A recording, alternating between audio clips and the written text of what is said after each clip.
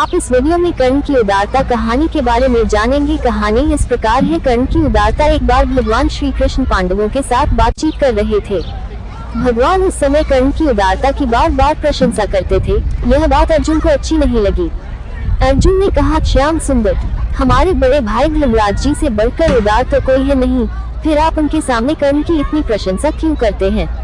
भगवान ने कहा, यह बात मैं तुम्हें फिर कभी समझा दूंगा। कुछ दिनों पीछे अर्जुन को साथ लेकर भगवान श्री कृष्ण धर्मराज युधिष्ठिर के राजभवन के दरवाजे पर ब्राह्मण का वेश बनाकर पहुँचे। उन्होंने धर्मराज से कहा, हमको एक मन चंदन की सूखी लकड़ी चाहिए, आप कृपा करके मंगा दें। उस दिन जोर की वर्षा हो रही थी, कहीं से भी लकड़ी लाने पर वह अवश्य भीग जाती। महाराज युधिष्ठिर ने नगर में अपने सेवक भेजे, किंतु संयोग की बात ऐसी कि कहीं भी चंदन की सूखी लकड़ी सेर से अधिक नहीं मिली। युधिष्ठिर ने हाथ जोड़कर प्रार्थना की, आज सूखा चंदन मिल नहीं रहा है, आप लोग कोई और वस्तु चाहे तो तुरंत दी जा सकती है। भगवान ने कहा, सूखा चंदन नहीं मिलता तो न सही, हमें कुछ और नहीं चाहिए। वहाँ से अर्जुन को साथ लिए उसी ब्राह्मण के वेश में भगवान कर्ण के यहाँ पहुँचे। कर्ण ने बड़ी श्रद्धा से उनका स्वागत किया।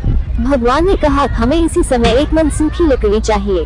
कर्ण ने दोनों ब्राह्मणों को आसन पर बैठाकर उनकी पूजा की, फिर धनुष चढ़ाकर उन्होंने बाण उठाया।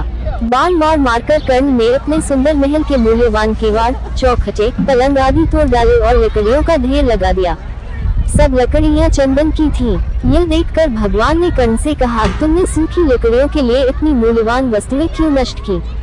कर्ण हाथ जोड़कर बोले, इस समय वर्षा हो रही है, बाहर से लकड़ी मंगाने में देर होगी, आप लोगों को रुकना पड़ेगा, लकड़ी भीग भी जाएगी, ये सब वस्तुएं तो फिर बन जाएगी, किंतु मेरे यहाँ आए अतिथि को निराश होना पड़े या कष्ट हो तो वह दैत्य मेरे हृदय से कभी दूर नहीं होगा। भगवान ने कर्ण को यशस्वी होने का आशीर्वाद दिया और वहां से अर्जुन के साथ चले आए। लौटकर भगवान ने अर्जुन से कहा, अर्जुन देखो, धर्मराज युधिष्ठिर के भवन के द्वार, चौखटे भी चंदन की हैं। चंदन की दूसरी वस्तुएं भी राजभवन में हैं, लेकिन चंदन मांगने पर भी उन वस्तुओं को देने की याद धर्मराज को नहीं आई और सूखी लकड़ी मांगने पर भी कर्ण ने अपने घर की मूल्यवान वस्तुएं तोड़कर लकड़ी दे दी। कर्ण स्वभाव से उदार हैं और धर्मराज युधिष्ठिर विचार करके धर्म पर स्थिर रहते हैं।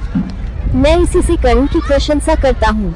उद्धरण। इस कथा से हमें यह शिक्षा मिलती है कि परोपकार, उदारता, त्याग तथा अच्छे कर्म करने का स्वभाव बना लेना चाहिए। जो लोग नित्य अच्छे कर्म नहीं करते और सोचते रहते हैं कि कोई बड़ा अवसर आने पर वे महान त्याग या उपकार करेंगे, उनको अवसर आने पर यह बात सूझती ही नहीं कि वह महान त्याग किया कैसे जाए। जो छोटे छोटे अवसरों पर भी त्याग तथा उपकार करने का स्वभाव बना लेता है, वही महान कार्य करने में भी सफल होता है। आशा करते हैं कि आपको ये वीडियो पसंद आई होगी। ऐसी ही वीडियो देखने के लिए हमें सब्सक्राइब अवश्य करें। धन्यवाद।